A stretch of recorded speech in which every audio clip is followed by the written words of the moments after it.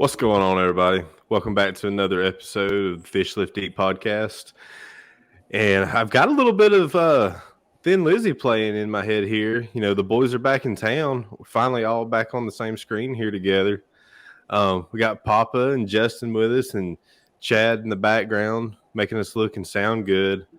But the man of the hour, he's back again. Hard at work here. I can't tell if he's just concentrated or he's like about to go to the bathroom or something. We got Bailey Stone, StoneFlyOutdoors. What's up, buddy? What is up, y'all? Probably Turning the old Slumpbuster. Old Slumpbuster, boy. That's the episode right there. It's the Slumpbuster. We got everybody together again. It's the Slumpbuster. Actually, there you go. There's the name of the episode, Slumpbuster. Done and done. Let's do it. So, how's y'all been? Been good, man. How's life? Life's Man, good. I can't complain. Living.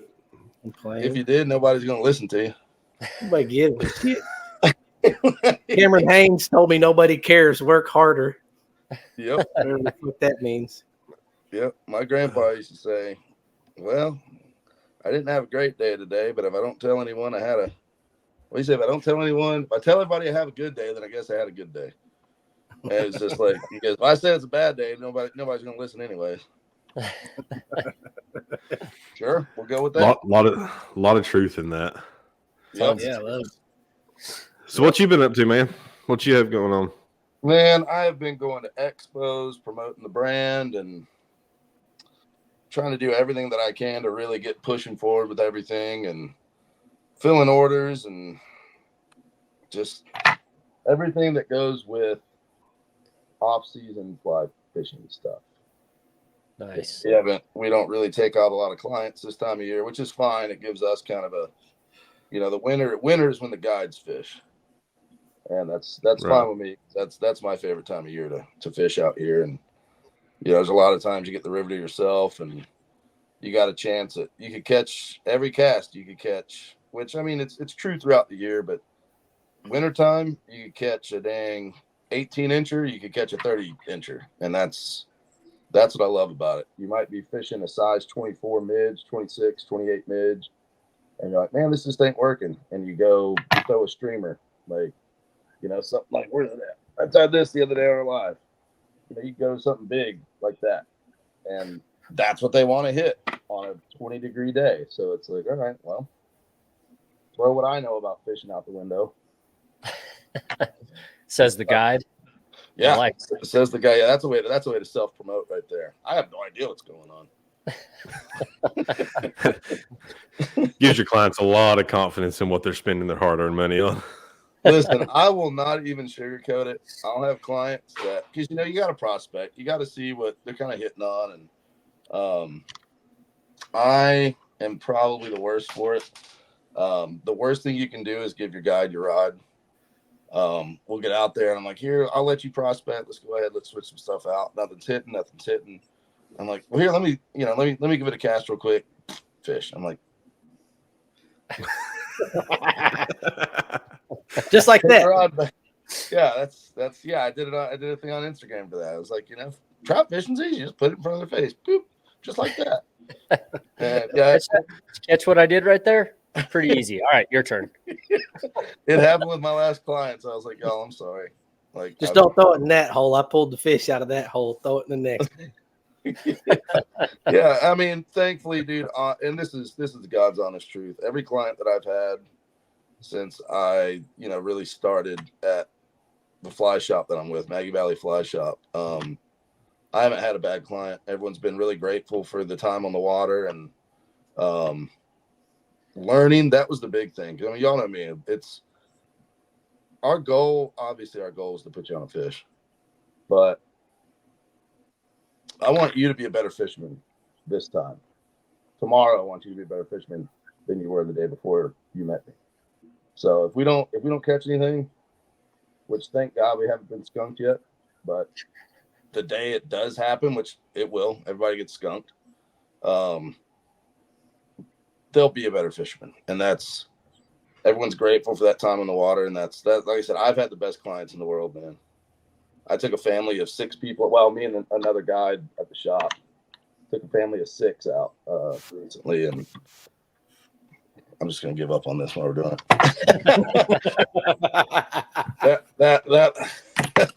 Wait, I got a question. Are you saying you can't tie a fly, talk, and have a whiskey at the same time? One of those has to go. One of them has It to was, go. And it it was just going left. great until it wasn't. I know what the problem is you should have double decked that Zen is what you should have done. Oh man, well, yeah. That's that's that. I just go ahead. Well, that fly is still here. That dubbing loop is still there. So when we're done, I can come back to it. But right now, I can't do all three. That's fine, man. You got to give the proper things their proper time. Listen, it's because of the minor case rye whiskey from Limestone Distillery. Man, and I was going to set that up for you, but there you go, man. There you Give go. it the barrel. We're looking. We are looking. Yeah, 90 proof. So that's yep, 90 horsepower. That's a Wednesday night. Hey, man, I see a pretty kick-ass sweatshirt there. What's going on with that stuff? So it'll be on my Instagram. I'm redesigning it. I wish you could see better without showing my chesticles. But how it was, I'm on my iPad. So let's see if this can work. So the design looked good on the site, but the problem is this is almost right in the sternum. I don't like how it looks. When you wear it, it doesn't look as bad. But I'm not a fan of the placement. So we're doing a complete redesign of the front. And we're just going to have the Stonefly nymph where this would be. So it's just a little easier, I think. Hey, man, I'm going to throw it out there. Take that Stonefly and put it center back. About yay big, man. Oh, it's done. I'm about to drop. Let's see. We're filming on the 24th of January. February 1st, we're going to be redoing the store, and it's going to be re-releasing everything on February 1st. So we're going to have 6 to 8 designs. One of them is the big Stonefly, this StoneFly Outdoors. And all of them are going to have the big Stonefly right here. It's just, I ordered one with that. That's how I like it. You know, somewhere on those shirts, there's going to have StoneFly Outdoors. Plus, I think it's one of those attention things. Like, hey, man, I see that Stonefly. What is that? Oh, it's StoneFly Outdoors. It makes people talk about it. So I like it. It makes sense in my head. So sounds good on paper. There. Yeah, we're getting there. We got a fish whistle design right now. I found a metal manufacturer that, and this is the best part, is it is a 2-in-1. It is going to be a device that you can smoke tobacco out of and also use it as a survival whistle. So it's going to be the Stonefly Outdoors fish whistle. Heck yeah. Yeah. So for those that partake in natural tobacco when you go fishing, you can clip it right to your vest and no one knows. That is excellent. Yep. So, Oh, I love it. I would never promote tobacco use ever. We're going to have to put a label on this episode, man. Right? Bailey peddling his merchandise. Oh, that's awesome. So I know last time we had you on, we were talking about, I know we talked about it a little bit before we started recording, but I know you kind of dropped the name on the Bonzo last time we had you on. So how's the release of that been? So this is going to be seen by a lot of people. That's okay. We just talked about it pre-show. I'm very grateful to have the Bonzo. There are fly tires that'll watch this that have some signature flies. Please, y'all, I love tying the Bonzo. Just give me like 2 months breaks on it. Just by the way, I didn't get a half dozen. I know. There's your half dozen right there. There's your dime bag. I didn't need it. There's your picks. No, I am. I'm very grateful the response we've had. I've probably tied upwards of 600-700 of them. So wow. Yeah. So incredibly grateful for the response. And I actually did get orders from people that didn't have me on Instagram. They didn't have me on anything. They're like, hey, I listened to Fish Lift Eat. I saw your episode. blah, blah, blah, blah, blah. Can you send me pictures of it? I'm like, yeah, sure. Here you go. And all right, I need 4 dozen from this size down to this size. And I'm like, okay, join the line. The line's over there, man. I got 5 orders ahead of you. And that's, I think a lot of fly tying, especially custom flies, you have to be that like personable thing. Cause it's like humility definitely is a big part of it, but you also have to, if you stretch yourself thin, you're just going to piss people off. And thankfully I treat everyone the same. Is like, hey, cool. That's awesome. I got it. It's going to take, I have, 20 dozen flies ahead of you. And I don't do that. If you pay me more, you're not jumping the line. That's just now. Well, everybody has a price. But are you happy to take more? I'm just checking. Yeah, no, absolutely. Yeah. I've never say no. My comfort zone is about 3 orders ahead. So my buffer is about 3 people waiting on flies. So the turnaround right now is about 2.5 weeks. That's not bad, man. Yeah, I got some. Yeah, like these guys. Like this is, which you've seen the Double Trouble in person, the original Double Trouble StoneFly Outdoors double bead Stonefly, and this is the. I don't even know if I have a clip handy. This is not a roach clip. This is for my dubbing spinner. It also doubles as a roach clip, but let's see if I can get that to show. So yeah, that's the new version of the Double Trouble Stonefly. Switched it up for biot. Oh, my iPad's freaking out. So I've been tying a lot of these. Got an order going out west for steelhead. It's just been awesome. It's a journey. We're all on it. Like it's a good problem to have to be too busy. Oh man, Absolutely. given the last year and all the conversations we've had, man, like it's been here. So it's good to see that you're getting some the traction that I think you deserve, man. Because thank you. You're putting in the work, brother. Yeah, thank you. I mean, if you had told me a year ago where I would be in this industry, I would have flat out, the nicest way to say it is you're full of shit.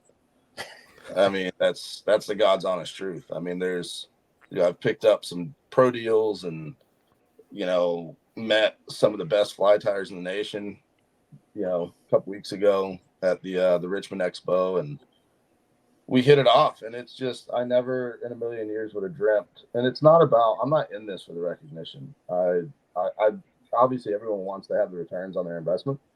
My thing is getting what I want out of this industry, finally getting a foothold to be able to get to it. Giving back to the community. Like I said, that family of 6, I said, look, I met them at the brewery. They had a camera. I was like, look, man, I'll trade y'all a free guided trip for you and 2 other people. Just take some pictures for 5 minutes. Like, what do I, I was like, yeah, it was a little late. Let's trade this for this. But he took probably 25 pictures of me over the course of 4 or 5 hours. And that's more than enough. That's more than I thought he would. But what I was able to do, me and the guide that came out with me, is that none of them had fly fished before. And now they went on this trip and they're going to be coming back this year to go fishing with us. And they're like, we want y'all on the water. And that's, yes, returning customers are awesome, but putting that spark in someone that's like, I love this. We need to do this. That's why I do it. Money be damned. I don't care about the money. Like, we can sit here and joke around with merchandise and all that, but for me, you can't pay me for that. And that's why I do what I do. Is people I literally just met at a bar, took them fishing. They're like, yep, we're coming back. This was awesome. Nice. Yeah. So, but I think that's a big reason behind your growth and your success, though, is it is organic. It's your passion, and it's your ability to, share that passion with the clients you have and all that. And, anybody that's listened to the episodes we've had with you in the past can definitely understand your, how much you want to invest in the education side of things and enabling people to, love the sport, at whatever capacity they want to, but like you said, be able to leave from you and be better than they were prior. I know, Right. we talked last time you're about to kick off like a beginner fly tying thing. I know we'll touch on that in a minute, maybe see how that's going. But I know you do your lives on your Instagram account every week, and that's open for everybody to jump in. I know nothing about fly tying. I've clicked into a few of them. There's always some good times, some good stories being told there. But Yep. those are things that you can't always put a monetary value to. No, because you don't know how far that ripple is going to go and what that's going to lead to down the road. But I know I appreciate what you're doing. Proud of you for what you're doing. I'm glad that we get to get on here and joke around with you and BS every so often and be a part of it, just because it's encouraging to me, and I know it's encouraging to a lot of other folks that are maybe they're in the same position, or maybe it's something that they've got on the on their vision board that they want to get into something like that, and showing them the right way to do it is something I really appreciate you for. No, I thank you. What I love is that all of us haven't been face to face in almost 6 months, 5 months. And it's been a minute. Yeah, but what happened as soon as we got on? Sorry, my flashlight's fall through the crack into the void. As soon as we get on, it's like the last time we saw each other was yesterday. And that's what I love about more, like, especially Fish Lift Eat community, but the fly fishing, the hunting community. There are some sour apples everywhere. That comes with everything. But in the most part, like, I'll be guiding. I'll have a client that, there are tough days on the water, but you'll be sharing that water. You look 60 feet down and you have a guide that, their client's catching 2 or 3 to 1 to yours. Skill level be damned. Part of that is fly selection. Now granted, that guy that's paying a guide that's been fishing for 30 years is going to catch more fish than that. It's just their first time ever fishing. But yeah, for sure, a lot of that does come into fly selection too. And what I love, especially about Western North Carolina, I've been on the water and there's not any real like competitors here. There are, but they're not. The shops might be like, oh, we're better than you are. But when it comes down to it, the guides, and we're on the water, we're just guiding. And I've come up to guides before and be like, hey, man, I'm kind of struggling a little bit. Like, the hell are y'all throwing? And they'll go like, hey, man, let me see the line real quick. I'm like, oh, it's this little thing that, I'm like, you got anything like, yeah, pull out the fly box. Yeah, here we go. I got something really close to that. Cool. Switch over to that. I'm running it at 4 feet. Oh, shit. Well, I'm running at 5 feet. Yeah, pull it up a little bit and then switch it out. And then as soon as we switch over, we catch fish. And that's what I love about it is, I learned something from that guy. And the day that people think they've learned everything, get off the water. Yeah. Because those are the people that I believe they won't ruin the industry. They won't ruin the fun for people, but those are the people that'll get on the water and they'll turn up your nose for using a cheap rod or for not running this and doing this. It's like, man, we're out here to fish. Yeah. Who cares? Yep. Now, I think you can attribute a lot of that. You're talking about success and kind of where we're all sitting right now with Fish Lift Eat with you and everything is it's authenticity also, dude. Like 100%. Because like you can get on here and talk and banter and be the way you want to and be the way you want to in your Instagram reels and posts and all this and that and the other. But like, just like what you're saying, once you've spent 3 or 4 hours on the water with a dude, like you're going to find out who that guy is. You know what I mean? Like really, really quickly. And so that, fun that I have. Yeah. And it's just, yeah. I'm like that. Yeah.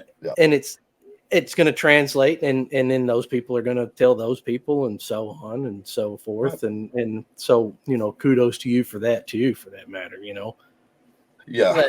That education, man, that education and passion came through, a while back when we first met you.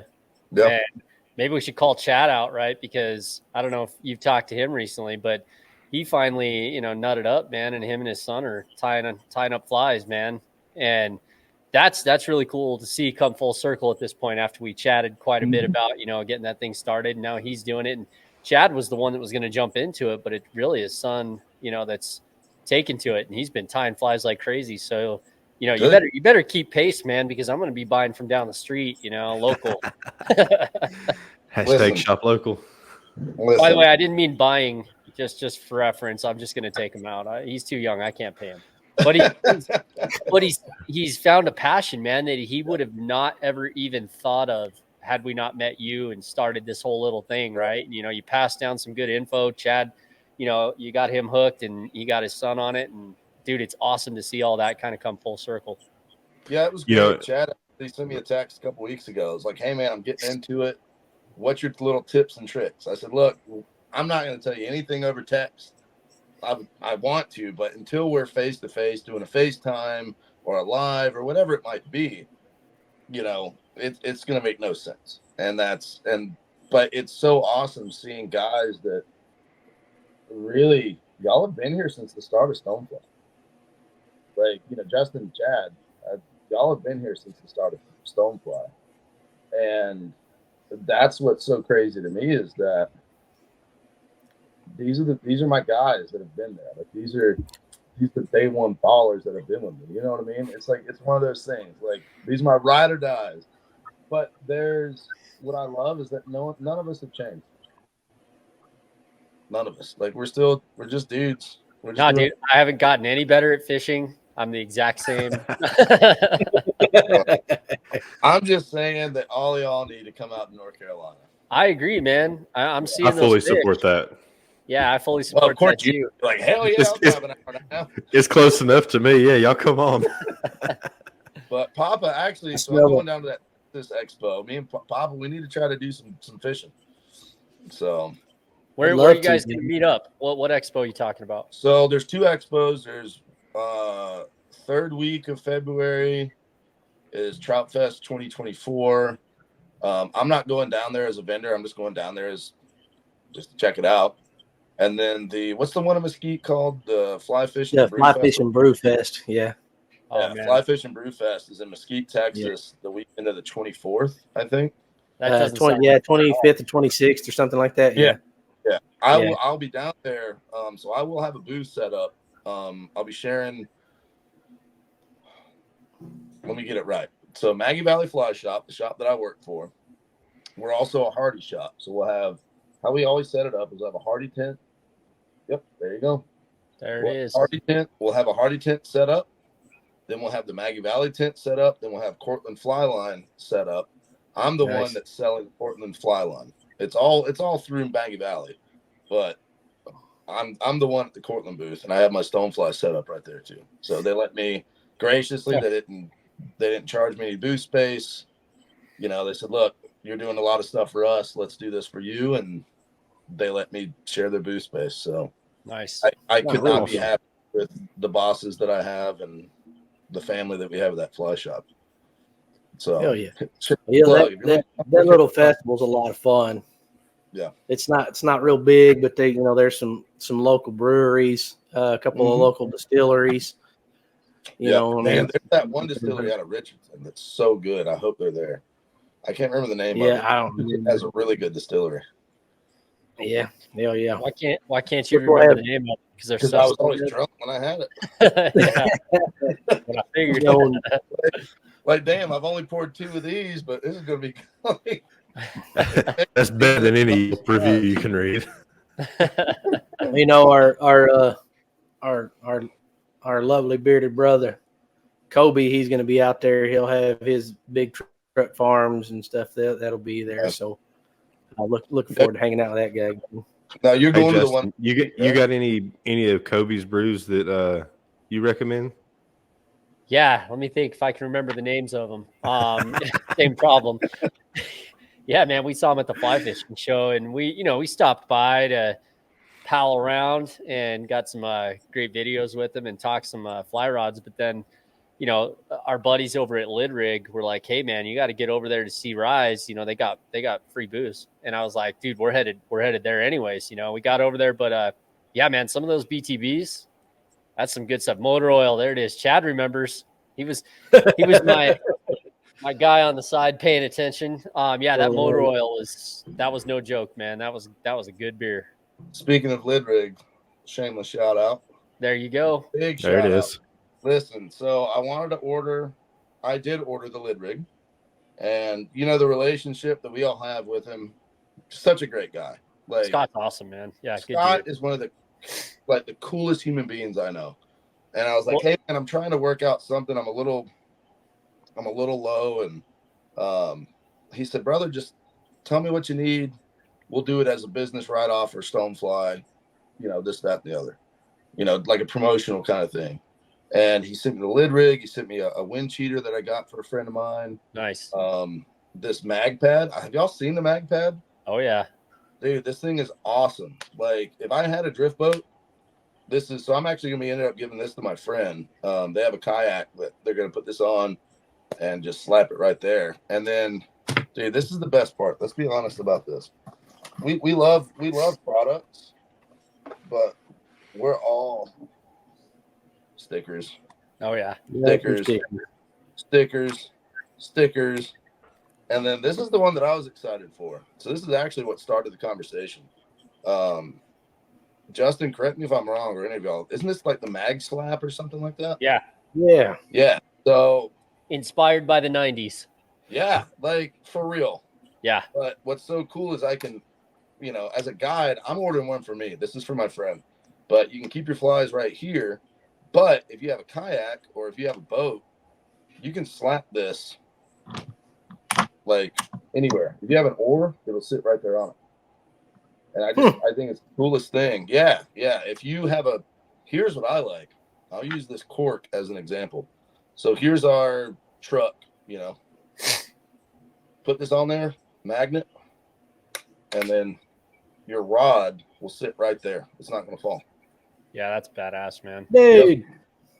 Yeah, we had a lot of fun talking to him about, all the gear they had, and he had his buddy from Moccasin Fly Club in there as well, and they treated us right, man. I'll say that much. We got some great videos with them. We hung out. We got some new gear. We got some new shirts. I got a killer new hat from them. I can't wait to wear that. I wish I would have had it about 2 weeks ago when we were hitting -30 out here, but good dudes. Yeah, I can't say enough about Scott and the guys that he's. We'll tag him in this too. It's a shameless plug. Yeah, 100%. Dude, we're set up with him when his lake gets thawed out. We're gonna go fishing with him, and we'll do a live episode out on the water with him. So now he's in Colorado, yeah? Yeah, man, he's about 40 minutes south of us. Okay, yeah.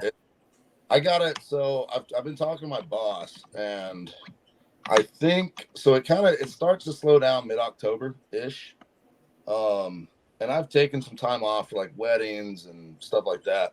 I was gonna take 2 weeks off and go back out to Wyoming to chase that fish that eluded me last year. But I think what I'm going to do is take 2 weeks off and do Colorado this time. Yeah, you should. So, yeah, we need to. So, Casey, got to take 2 weeks off and take the road trip with me. You got time to do that, right, Casey? You got Absolutely. it. How about you, Papa? You got it. Let's go.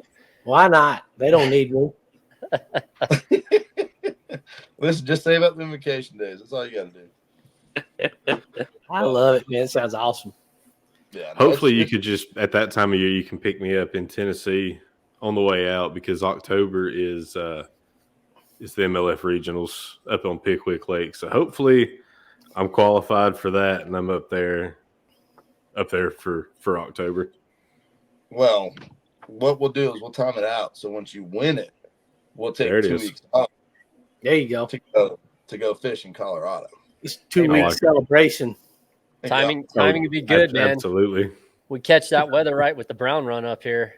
Y'all could have a pretty good time. I'm down. I'll call a couple of buddies that I don't know, Chad, can you pull up the world record lake trout? I got to show you all this. I'm sure we've all seen it, but I want it to be posted on this episode. I want it here. I want it there. So, yeah. This is what we're coming to beat. Yeah, Chad, if you look up the world record lake trout or U.S. lake trout, anyways, it was caught by Scott Inlow. Good buddy of mine. There you go, 72 pounds. That's not a real fish. Nope. Click on that picture on the left, Chad. Yep. So that is my good buddy Scott Inlow.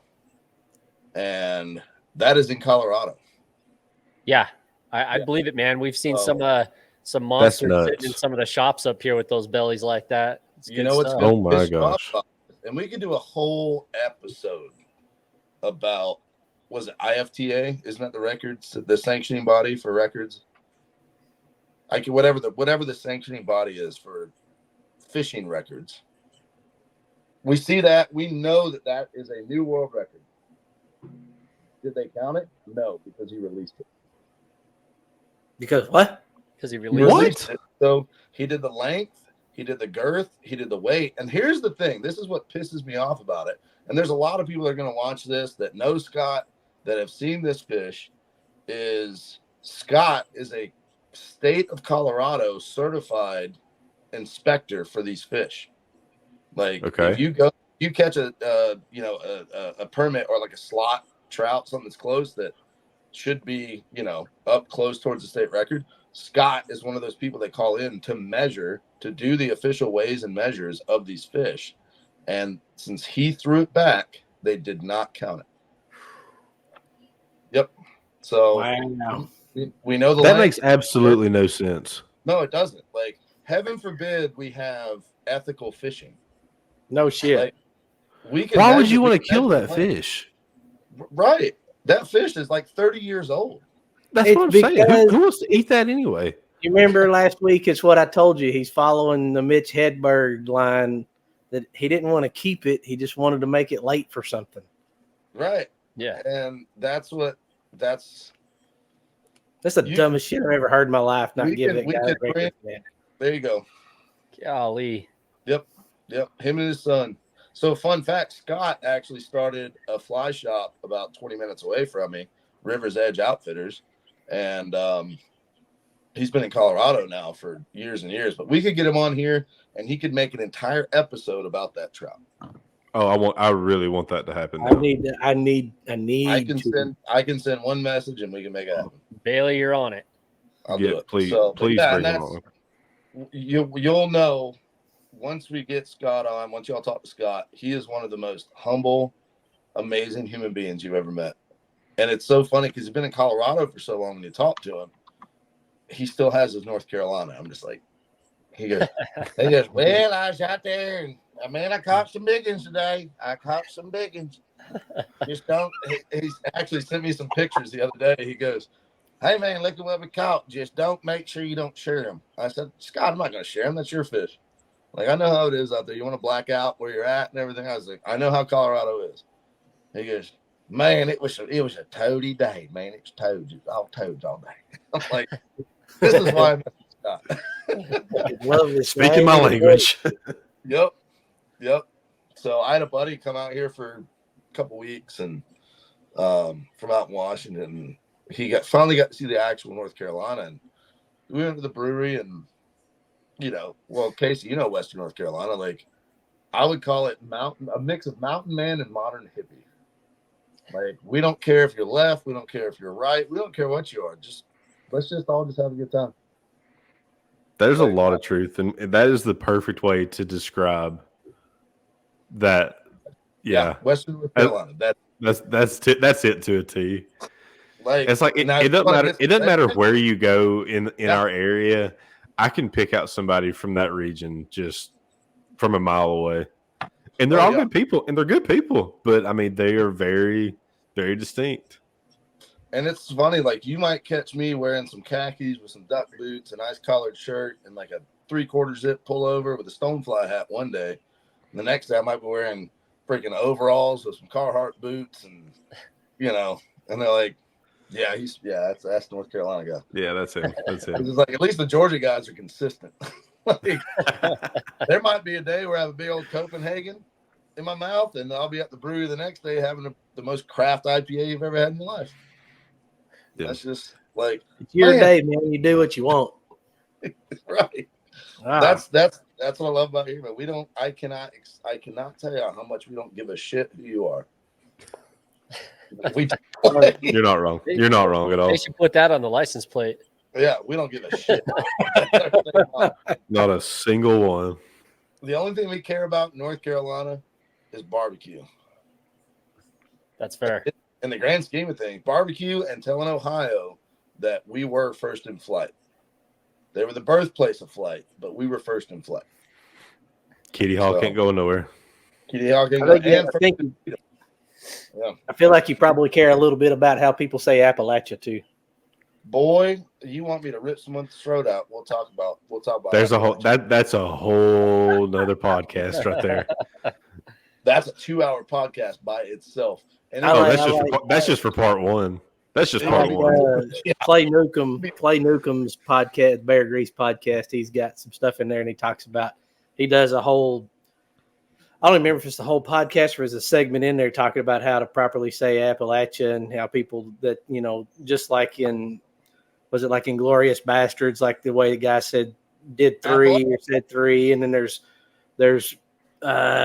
something in the I can't remember what it is, something in the Bible, the way people said something, certain town, and just all these different things. Like it's a good way to catch a whipping, son.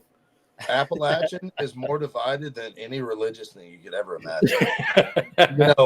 We have all the religious like, well, I hate you, well, I hate you. At the end of the day. The Appalachian, I've heard like 4 different ways. That is the most like, we'll throw hands. You want to start a civil war? That's how you do it. Oh yeah. We will fight you over that. Everyone wants to talk about politics. No. That's how you divide the country, right there. Because we got a lot of people moving in from out west. Listen, we got a lot of people here complaining about moving from California, from here, from there. I don't care where you come from. But don't bring it with you. Don't bring it with you. You left for a reason. Don't bring it here. Like, we have toll roads in North Carolina now. Like, oh, this would be a good idea. We had them up north. No. Like, no, it's not a good idea. There's a reason we didn't have these. But I went, actually, New Year's, I went out with my buddy and his wife. And we met, I mean, y'all know me. I'll talk to anybody. So there was this group of friends. They were from there in Brevard. We were at a brewery and celebrating New Year's, and I was already drinking, so I was more friendly than I already am. And we were all hanging out, and one of the chicks that was with the group goes, "I love the Appalachians." And I'm not joking with y'all. And there were transplants that knew how to say it right. But that's like nails on a chalkboard. Yeah, we all had a drink. I was smoking a cigar with my buddy. It was a guy that was in the military as well. So we're all sharing cigars. She said it, and there was like 9 of us in this group. We all went and stopped. Like, we were all having a great time. And she said it, and she goes, "I fucked up." And we're like, and one of our buddies goes, "How the hell do you say it?" She goes, "Appalachian. Appalachian." He goes, "You're cut off. You ain't drinking no more. If you can't say it right, you ain't drinking no more." I was just like, "I got your next one, buddy. I got your next one." Appalachian. See? Well, so listen. As a purist, that's wrong. We don't do Appalachian. We do Appalachian. So APPA latch in. Yeah. Couldn't have said it better myself. Appalachian. It's like I've told plenty of people throughout the course of time that I identify as an Appalachian American. I got the hat sitting right over there. Yep. Man, I spent a long time. Go ahead, Bailey. Sorry. No, go ahead, Bob. So I got an education when I was in high school from an older gentleman. I worked in a truck stop, and this older fella come in, and I don't remember what we were talking about. I don't remember if I had to check his license. I don't remember, but I said Louisiana. Oh, no. Yeah, and I didn't know, but he he gave me the Louisiana. It's Louisiana. It's Louisiana all day. Louisiana.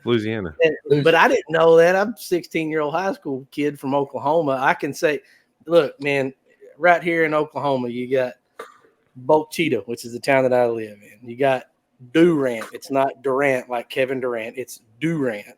You got Boswell. You got Actually. You got but you got all this shit. Like, if anybody gets it, I get it. I just need to know how to say it properly, and it's all good. Like, you didn't get it then. Dude, I mean, Here's the thing. You want me to give you like a blanket statement on how to like save yourself a lot of headache when dealing with the Appalachian region.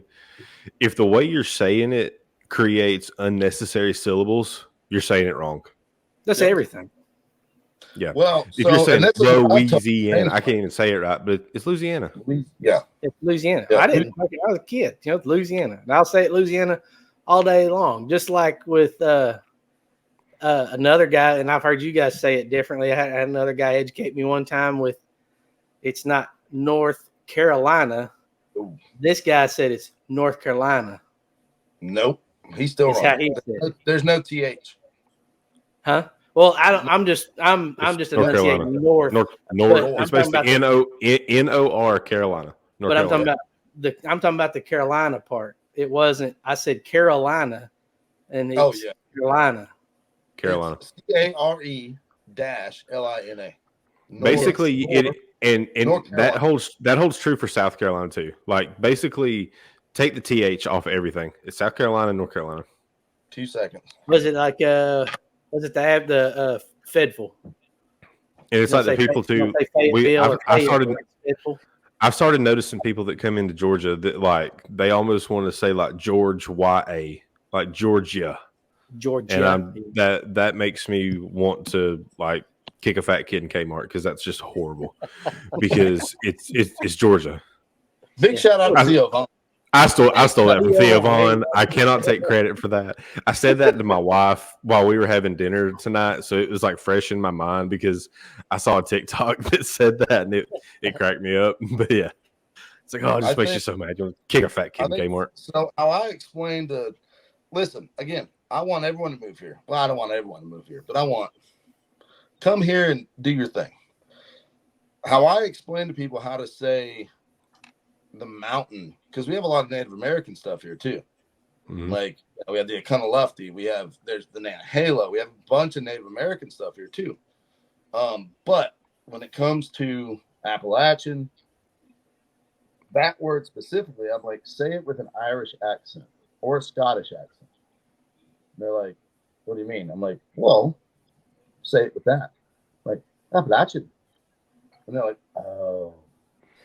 Well, see, what you got to remember is most of the people, like, I know me personally, if you trace my heritage back at Scottish, like a lot of the people in our area that, you know, if you have deep roots to Appalachia like I do, like you're probably got some Scottish or some Irish there. Naturally, that's probably where a lot of it came from.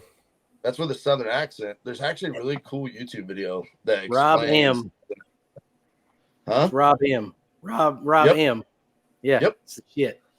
And it was so like redneck. Man, this turned into an educational video. But so redneck. I don't know if we will find some way to tie this back into fishing. Just watch. Oh yeah. I will create a well, you don't pronounce fishing with fishing a fucking G. I mean, it's real simple. No, fishing. It's fishing. It's fishing. F-L-I fishing. Fly fishing. Fly fishing. But so like redneck, a lot of people think that it was Southerners out in the fields, you know, doing their thing. But we can all look back at history. It's we weren't out there doing our thing in the fields. That's the most PC way that I can say it. Sure. We weren't out in the fields. What it came from was Presbyterians in the South. Presbyterian was the number one denomination from 1700s to early 1800s. Mm-hmm. So what the Presbyterians did, and everybody had their own identifier. So if you went to a new town, you could see someone walking like, oh, that's they're Protestant or whatever it is. They have an identifier. So Presbyterians, that was essentially all there was in the South, other than Catholic. Presbyterians wore a red sash around their neck. So when they went up north, DC, New York City, anywhere like that, if someone saw them, because Presbyterian was not up north. Once you get past the Mason-Dixon, which is actually southern Pennsylvania, northern Maryland, everyone thinks it's Virginia. It's not. It's, Pennsylvania and Maryland. Once you got past that Mason-Dixon, it was that person's wearing a red sash. They're from the South, so they call them rednecks because everybody was Presbyterian in the South. Technically, that's where rednecks came from. You can have people argue to blue in the face until, they were out farming. Listen, we're Southern. We weren't doing farming. I hate to be that guy to point it out, but he's not wrong. He's not wrong. We weren't doing the farming, and that was the big. It was the Presbyterian. I grew up Presbyterian when I was in church, so it was that old, and I think now at 35 I could go and still be the youngest by like 50 years.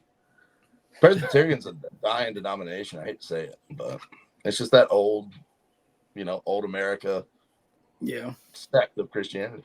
But it is. But the South, hell yeah, man!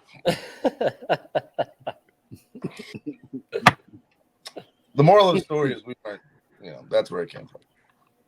Yeah, it's good stuff. I like like your reference to the Rob M stuff, like talking about Southern accents. They always equated Southern accents to ignorance and stupidity, and then like she kind of rolls it back to the Southern accent is actually closer to the homeland, the motherland, whatever you want to call it. Like the way that she does it, like she's speaking, marries the two together. It's bonkers, man. It's really, really cool. What's really cool is there are places that I fish. Oh, here's your connection to fly fishing. Boing. Dang it, I was about to do it. Bring it back. Casey, go ahead. Go ahead, Casey. No, I'm not about to steal your thunder, buddy. You are on a roll. Hospitality. Listen, I'm gonna demonstrate some Southern hospitality right out of Appalachia, buddy. That you got the floor. Poor Greenie, you got stuck in here, didn't you? I'll piggyback off of you. Don't worry. There's two things of thunder. Yep. I'll piggyback off you any day. Take the lead, buddy. All right, we'll do that. So there's some hollers that I fish in. They've been there since the 1700s. So in Western North Carolina, Virginia, the Appalachians, that was our westward expansion. We think of westward expansion from what we learned in school was the fur traders out west, the Wyoming, Colorado, Oklahoma. That was our westward expansion.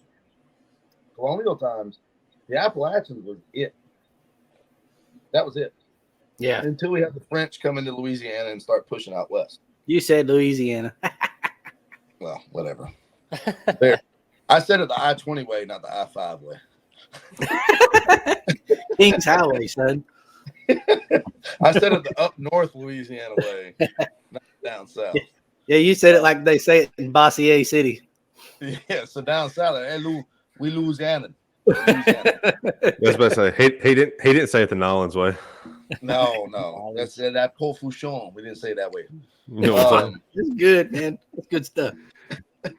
So yeah, that was our westward expansion. But there are hollers that I fish in that it's me and maybe one other people that I'm not even taking clients. This is just me fishing. We have to pay a tax. Our tax is come drink moonshine with the locals, get a little tipsy, then you can go fish. And then, you go half a mile up in the holler. You got to drink some more moonshine with the guy up the dam because it's all one family. And they've been there for, 300 years. That's where they've been. Mm-hmm. What's crazy is that I would love to get a linguist into some of these hollers that I'm very good at knowing and understanding the Southern accent, the Southern psyche, everything about the South. We're good. I can pick up fast Southern, slow Southern, doesn't matter. I can go to these hollers, I'm like,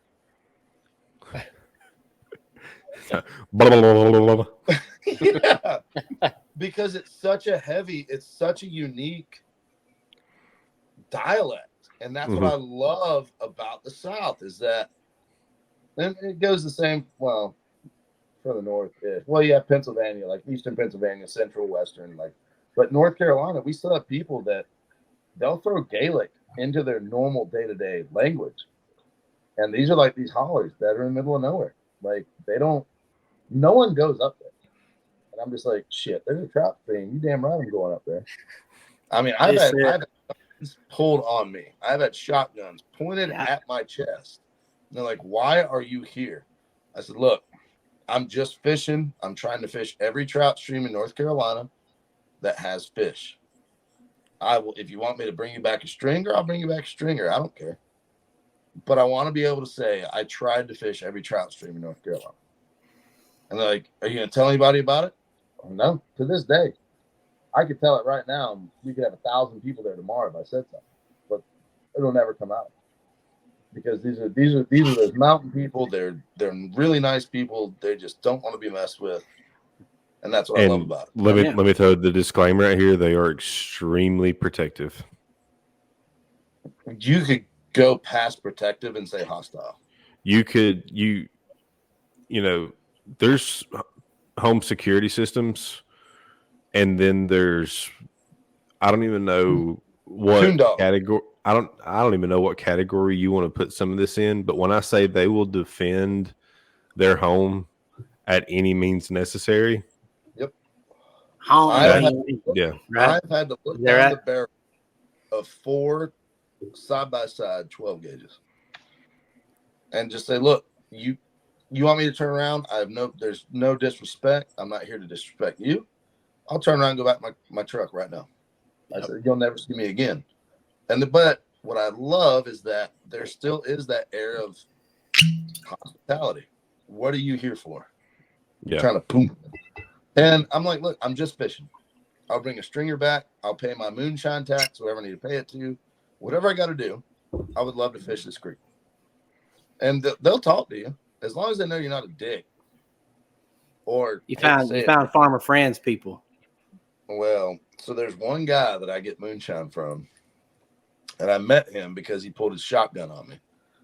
I call him Vietnam Fred. I don't even know if Fred I don't even know if that's his name. And I can tell you this story. You can ask people that know me here, and y'all can be like, Bailey told me a story about Vietnam Fred.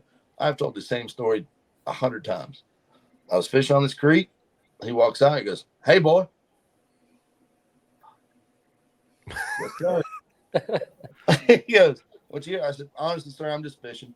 Like, if you want me to turn around, turn. He goes, no. And this is when I had my first calf, because I was first calf in the Army.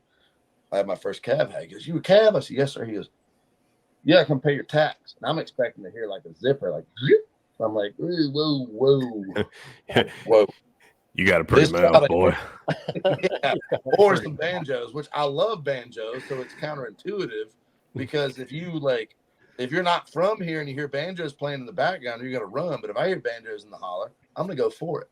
Hey, like, party. Hey, play Pocket Mountain Breakdown, boys. Let's do it. Yeah. Let's have it. So Fred was kind of like the security guy for the holler on the creek. And he hadn't had anyone fish in this creek in 4 years, is what he said. He said, I like people. I don't like to be around them. And I'm a Vietnam vet. I have PTSD and everything. I was like, well, let's drink. He goes, well, you just got to pay your tax. You can go fishing. I said, no, sir, we're going to drink. I said, you are Vietnam vets and World War II vets. Those are the greatest generations. Y'all got Vietnam, got through into the war they shouldn't have been in. World War II saved the world. And well, I appreciate it, y'all. When I tell y'all, it's the drunkest I've ever been without passing out. Vietnam Fred that first day. That first day I met Vietnam Fred, and it was only half a mason jar. It was only half, but it was gasoline. It was boy. It was jet fuel, is what it was. But I could take any one of y'all fishing. And we can go up that creek. Fred will come out and say, hey, you got to pay your tax. We'll go up there. We'll have a couple shots of moonshine. We'll listen to him tell a Vietnam story. And we'll go about our way. And he'll call up. Hey, I got 2 guys coming up the creek. And he said, pay your tax when you get there. And that's what I love about that's, again, one of those things I love about the South is we don't mess with you until we mess with you. Once we mess with you, y'all are family. And that's what I love about it. Yeah. Papa, you got a southern accent, but they'll be like, this motherfucker ain't from here. Oklahoma, I'm going to piss all my Okie buddies off, but I tend to do that anyway because I try to keep people in check as it be anyhow that we're more Midwest than we are Southern. You know what I mean? Well, y'all are Northern Texans. Yeah, come on now, shit. There we go. There's the rise I was looking for. Which side of that Red River you on, boy? I was about to say, once you get past that Red River, how does it go? But all right, go ahead, Casey. Bring it back to fly fishing. Do what? Bring it back to fly fishing. Mine was Vietnam bread. Vietnam bread. Well, I can bring it back to fishing. I don't necessarily know if I can bring it back to fly fishing because bring it back to fishing. I would need a little help with that. But I think, you know, through all these stories and these experiences we have, I think, you know, it shows how fishing can really bring community to people no matter what region you're in. You know, whenever you're in a creek out in the holler, and yes, it's holler. If you come across somebody like a Vietnam Fred, and or wherever you may be, and whoever that person may be, obviously, you know, Fred's not sitting up there behind a vise like you are right now, tying his flies, taking clients, stuff like that. But that common ground that y'all were able to meet on was on the river while you were fishing. And whether it be, you know, I've had experiences on the lake, you know, because there's some of these mountain lakes we have up here that I'll stumble on that are just, you know, loaded with huge bass. And, you know, you get some landowners that, you know, people that, you know, have lots there on the lake and stuff like that. And it's a lot of the same thing. You know, you see all these horror stories and stuff on the internet about, you know, conflicts that people have with landowners or whatever it may be. But I've personally never had one of those. And I mean, I've had altercations on the water. Yep. I'm not saying I hadn't. I clearly have. But in the situation to where we were both, once it was seen, you know, after some conversation of why I was there, what I was trying to do, and how I was approaching it, and that, you know, approached it with respect and showed them respect and whatnot. You know, it's people that now, when I go back to these places, I make a point to go see them. Mm-hmm. You know, there's people that have come out of their house pissed off at me before, and then, you know, we had a conversation, and now, you know, fast forward to today, I don't even have to see them. I've gone and tied my boat up to their dock, got off and walked up and knocked on the door, just like, hey, you know, I'm in the area, and we'll sit around, we'll have a beer, whatever. You know, I've, you know, they've jumped on the boat with me before. We smoked a cigar and went, and I've taken them fishing. I've gone to Tom Fred's house, and I wasn't even fishing. I drove there. Yeah. And knocked on his door. I said, Fred, hey, fella. I said, the river's blown out. Let's have a drink. And it's the same thing. Like I said, this guy had a side-by-side shotgun pointed at my face the first time I met him. And now it's one of my close friends. Yep. But it's like, you know, we talk a lot about community here. You know, we talk a lot about our tribe here, you know, fish lift, eat, hunt, lift, eat, and the people that we're able to have in our corner through organizations like this. But it goes so much bigger than that in the fishing community. Mm-hmm. It's no matter where you're at in fishing, whether it's, you know, at a recreational level, at a competitive level, at whatever it may be. These are experiences and connections and people that you get to meet and do life with because of that common trend of fishing. And it's, you'd never see them outside the river. Absolutely. And so, you know, I love always talking about community because I love the people that I'm able to connect with all across the country just because of fishing. You know, if it wasn't for Fish Lift Eat, I would never know Bailey. None of this. I would never know any of these guys. This wouldn't happen. Dad. I wouldn't know you. I wouldn't know Papa. Like everyone on the app, I wouldn't know any of y'all if it wasn't for the fishing. Yeah. And I think it goes to show just how big and how important this community is. Mm-hmm. You know, and I'm talking about the fishing community. And you know, getting to be, you know, have my spot in that is really cool just because I can reflect on the connections and stuff and the experiences that I've been able to have over the last 30 years. But what that really excites me about is what's that going to be 30 years from now? You know, and how many Vietnam Freds am I going to get to meet? how many Bailey Stones am I going to get to meet and do life with and share these experiences with? And I mean, we can talk about the education, and that's cool, but it's also just a good ass time. And Like if yeah, the day that fishing at any capacity stops being fun will be the day that all of these rods that I'm looking at disappear. The day that my bass boat disappears, and that, I mean, none of this will exist. Like, I will have no reason to have any of this the day that I quit having fun with it. And that don't matter if I'm, standing on a creek bank, or if I'm out fishing, one of the most pristine lakes in the country. Right. Like, at the end of the day, as long as I'm throwing a line in the water, I'm having fun. Yeah. And that's just is for anyone that watches this episode. The big takeaway is let's all go out and fish, but let's bring some. I think one of my irks, and I might piss some people off with this, the fishing bros, the fly fishing bros, the guys that are running 50-pound braid on your bass fishing side, and their hook set goes from here to, I'm just like, it's become a culture thing that it's like, let's not forget the beginning. Let's not forget. I guess you can call it a traditionalist. I don't care. The bro side of fishing, to me, has that air of, I don't want to say disrespect. It's the easiest word to say, is that we have guys that will come out and fish, and Vietnam Fred can come out with his shotgun. Like, you can't fish here. No, the state rules. Bro, shut up. Go have a drink with them. Yeah, exactly. The dock that you fish, that person's like, hey, man, why are you here? Like, this is a private dock. Well, yes, of course, obviously, you can say, well, technically, this is floating on public water, yada, yada. Right. Yeah. But yeah. Why?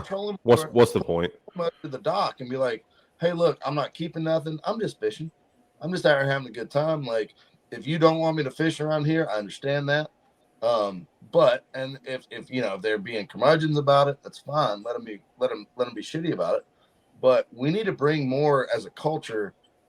That I don't want to say the respect is gone, because it's not. It's the respect for the respect of the fishing community is still there. The respect of, I guess, people's, I don't want to say privacy, but the respect of where you're going. It takes nothing. Okay, you got a Karen that's standing on the dock. I understand you want to fish on that dock. There might be an 8-pound fish sitting there. Are you in a tournament? Oh, no, I'm just fishing. Cool. Troll up 15 feet to the next dock. Like, it takes nothing to be like, okay, that's fine. But it takes nothing to explain to her, like, hey, I'm just fishing. Obviously pick your battles. But as far as I think social media has kind of contributed to that too, though. Yes. Because how many people, I mean, you've seen how viral this stuff goes, these altercations people have. 100%. I mean, like, it's almost like, I don't want to say people are seeking those situations of creating the situation, but they're definitely not avoiding them. It's almost like, hey, the first thing they do is rip their phone out of their pocket as soon as the shit starts. Right. That's what I'm saying. Those situations get views. Nothing that I have told y'all tonight I could ever back up with substantiating evidence, because the last thing I want to do is pull up a phone and put it in some guy's face in the holler.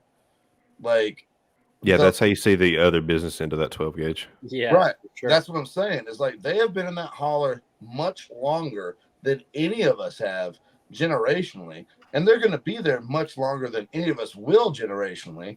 If they want you to disappear, your body's gone. And that's not a shit talking thing. That's I know where I'm at. I'm going to respect where I'm at. Like, yeah.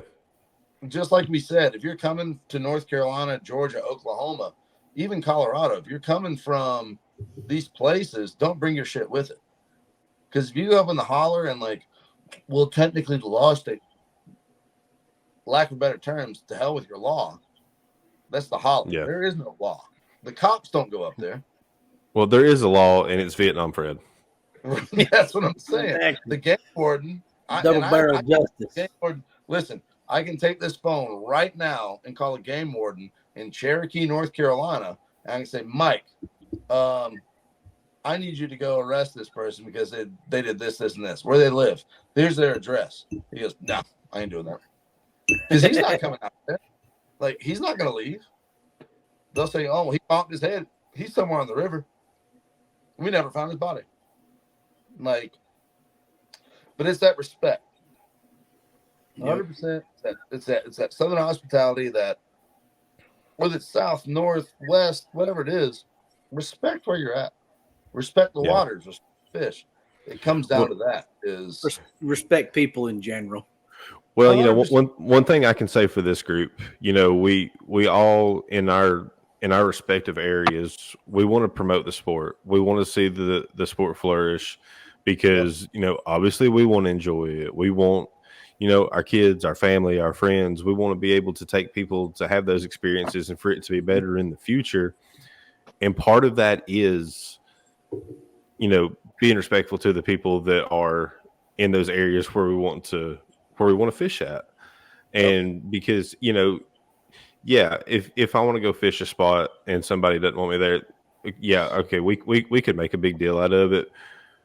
But how much progress am I making for moving the sport forward by button heads every time I go on the lake? Because if Justin's on the boat with me and every time we go out, we're getting in a fight with somebody or having to argue with somebody about, you know, fishing in that pocket. Justin's going to be that guy. Justin will be the arguing guy. Yeah, but I'm saying, the regulation says. But if you're right here. Okay, Justin was the bad example for that one. But like, if you're taking somebody, mustache, Justin, I'm sorry. If you're taking somebody new though, and that's their experience every time they go, they don't want to go again. They're not going to want to go anymore. What would you? So this is a problem. There is a spot on the Nantahala River. I'm not going to say what spot. It'll give it away. But there's a spot on the Nantahala River in North Carolina, and I will take anyone that listens to this. I'll take you there right now. All right, there is a. Come on up. You're an hour and a half. Let's go. I got waders that'll fit you. Let's go. There's private property. So, and it is established private property under North Carolina navigable water laws. There's no dispute about it. But how the property falls is there's your fishing hole right here. How their property goes is like this. So, as long as, and there's an established trail that goes down this hole, there's going to be people that comment on this. Like, I know exactly what you're talking about. But if you go in by the fence post, go down, get in the water, there's no fish where that property line crosses. It's like 8 inches deep. But if you go by off the purple and everything else, if it was someone that has never been there before, they're going to drive past it. But I've had an encounter with this property owner, and they pulled up. They were so respectful. They were awesome. They said, "Hey, man, where'd you get in the water at? Did you on the back side or the front side?" Front side. I have a client with me. I'm not promoting bypassing purple, but and he goes, "Yeah, I know the property line. It's a weird property line," and they were so cool about it. They said, "As long as you don't mind, you know where the line is. Like, just even if you're in the water, if you don't mind staying off of that side, because on the back side of that, there's an amazing hole, but no one fishes it except this property owner because." He's such a cool property owner because everyone has been very respectful with him. Every time he's pulled up, said, "Hey, where'd you get in the water?" "Right here." "Cool. Awesome. Don't go farther than that." "Yes, sir. We won't do it." And we never do. Like, there are guides. In a week, there's probably 30 guides that take people in this hole. And there might be 20 of them that get talked to by the property owner. Like, "Hey, don't go any farther." Once he knows you, you're fine. He knows you're not going to go farther. And but it's that respect thing because there are guys that come up from North Georgia that are like, "Oh, well, your property line." And it's just like, he's like, "Out, get out." Because they'll be fishing that hole of his house. And he's like, "Nope, get out." Because instead of saying, "Oh, I'm sorry, man, little confused on the rules. My feet were in the water. Well, this is non-navigable, whatever. This is another episode. Instead of saying, my bad, I'll go, 80 feet up the river. They want to butt heads. Like, respect goes so much farther in this community than people realize. That I don't care if you've been fly fishing, bass fishing, carp fishing, cat fishing, wherever it comes, be respectful. Like, respect gets you so much far. I fish so much water that is not allowed by so many people because of, like, Vietnam Fred. Like, hey, man, let's have a drink about it. I don't know. That's a little iffy. Shut up. Let's have a drink about it. And now I can fish that anytime I want. And I have permission to take clients up it. I don't. But yeah, I take, like, my buddies up it. But, and that's the thing is that that's the thing that I want back in the community is that respect where we came from and respect where we are. If that makes sense. Absolutely. Yeah. We've covered a lot of stuff today. Had a lot of fun chats, like we always do, and we had Bailey on. But I think that's a good message to drive home right now. Yep. No matter where you're at, how you're enjoying fishing, just be respectful, be a decent human being, because the benefits you're going to get from that long term are going to way outweigh the short term gain that you might get by fishing that hole and pissing that landowner off or whatever. But you're gonna reap way more benefits from just being a decent human being, be respectful, listen to people. Like if you're wanting them to listen to your stance on something, listen to theirs, no matter whether you agree with it or not. Like, we can agree to disagree on things, and that's fine. But a little bit of respect goes a long way. So I think that's the message I want to drive home to all our listeners on this episode. Like, I got one rule, man, when I'm out, and it's just say hi and always bring an extra beer. Always, man, or a cigar. That shit'll take you a long way on the river every day. Like, a cigar cutter costs $3 on Amazon. A decent, readily available cigar costs $2 at the store. Like, buy 5 cigars. You meet someone, cut a cigar. Let's have a cigar together. That's what I'm saying, man. And that's the transfer between fly fishermen and spin fishermen too, is that you might encounter a spin fisherman that is throwing that panther, rooster tail, whatever it is, and they're killing the trout. They're killing it. But there's no reason to talk shit. We're in waters that are designated. Catch trout however you want to catch trout. Like, don't hold it against them. Yeah. Like, there might be a day that I'm pulling in 10 trout to their 1. They'll come up and be like, hey, man, God almighty, what are you using? Well, I mean, it's fly fishing helps, but I'm throwing this. And there might be a big ass nymph. It might be this. And that's something they can put under a bobber and drift it and catch trout. And it's just like, don't get me wrong, spin fishermen mess it up, fly fishermen mess it up in certain areas, but don't let what someone wants to do ruin your day. Like, there's no point in that. Like, if a spin fisherman wants to spin fish, how is that affecting your day? Is it physically hurting you? No, I don't like what they're doing. Cool. So go 300 yards above them and start fishing up. Who cares? Yeah. Just fish. I like it, man. We're here to fish. On that note, dude, I mean, we're rolling a $1.14 on this cast, man. So I'd like we got to leave a little bit so Bailey will come back on. I'd like to throw this up right here. Cheers to having you on again, Bailey. Cheers to the crew being full tilt. And Chad, I know you're not in here, but cheers to Chad. Cheers, we know he's got it too. Cheers to Chad. Well, hey, as we're wrapping up right here, we talked about your merch and stuff, Bailey, but if anybody's missed it on the previous episodes, where can people find you on social media? Where can they, come see you in the shop, all that good stuff? So Instagram and Facebook, StoneFlyOutdoors, all one word. there we go. StoneFly Outdoors on Instagram. StoneFly Outdoors on Facebook. If you want to book a trip with me, Maggie Valley Fly Shop. Chad posted it earlier. Yep. If you want to, oh gosh, I think it's MVFS_2022 on Instagram. If you want to connect with them on Instagram, go through them. Yeah, it's just if you go through StoneFly Outdoors, hey, I want to book a trip with you, whatever it is, it's going to be through Maggie Valley. Like, I guide through Stonefly, but I'm going to support my boss. I'm going to support where I'm at. Like, these are my people that are supporting me. I'm going to support them. I'm going to support y'all. And that's why my bio right now, hunt, lift, eat, fish, lift, eat, all that shit. So awesome, man. Yeah. Love to have the group here. And then Casey, also remember we're still recording. I'm going to call you out. You still need to get your ass up here. I'm coming, man. I'll get up there. Don't you worry. I'll get up there. We'll see. We'll Hey, see.